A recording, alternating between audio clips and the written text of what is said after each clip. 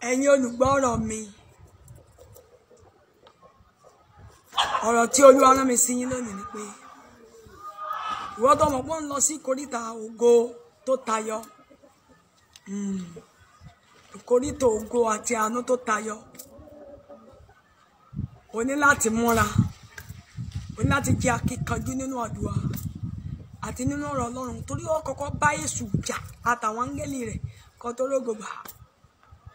Kẹ́nikẹ́ni tó lè ní ògo ní ayé yóò kọ́kọ́ bá Èṣù jà, yóò bógun ìdílé jà, yóò bá tilé ọkọ jà, yóò bá tilé bàbá jà, yóò bá tọ̀rẹ́ jà, yóò bá tọmọ ìyá jà, yóò bá tẹbí jà, yóò bá taládùúgbò jà, yóò bọ́ ta lámúlétì gan jà.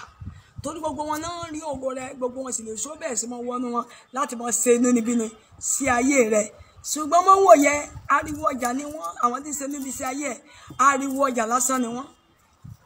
Ògo tó tayọ ní kọ́lé. Bíbélì pé àwọn ọ̀run sọ̀rọ̀ ògo Ọlọ́run, òfurufú fi sọ ọjọ́ ìdí ọjọ́ fún àti òru dé òru fi mọ̀ rẹ̀. Kò sí èdè kan tàbí ìró kan níbi tí ìró wọn la gbogbo ayé já.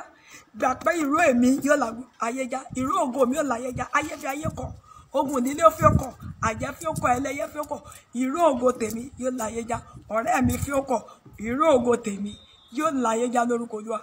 Ohun tí a rán mi sí ọ ní nígbàgbọ́ pé ìró ògo ló la ayé já, kó wá tẹ̀síwájú nínú àdúrà, kó tẹ̀síwájú, kó fi ọ̀rọ̀ Ọlọ́run bẹ́ẹ̀ sùn. Bíbélì pé ẹ kọjú ìjà sí Èṣù yóò sá kúrò lọ́dọ̀ yín. Ẹ kọjú ìjà sí ogun tó ń jà yẹn, kọjú ìjà sí ìjìyà yóò parẹ́. Nípa bẹ́ẹ̀ ó wà rí ògo. Bíbélì pé nítorí tí ó lọ́mọ ọ̀nà tí àwa ń tọ̀, nígbà tó bá dán wọn wò tàwa jáde bí wúrà.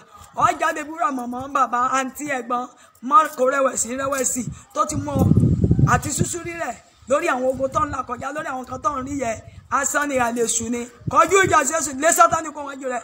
Kọ́ lọ sí koríta ògo, ìpele ògo tó kàn, ìpele àánú tó kàn, ìpele ìfọ̀kànbalẹ̀ tó kàn, ìpele àṣeyọrí tó kàn. Kámbárì ohun ọ̀dẹ́bẹ̀, orí bẹ́ẹ̀ òṣìṣẹ́ bẹ́ẹ̀ láti ṣẹ́ bá bọ́ máa tẹ̀mí mọ́. Jésù Olúwa wa, àmín, àmín lórúkọ Jésù.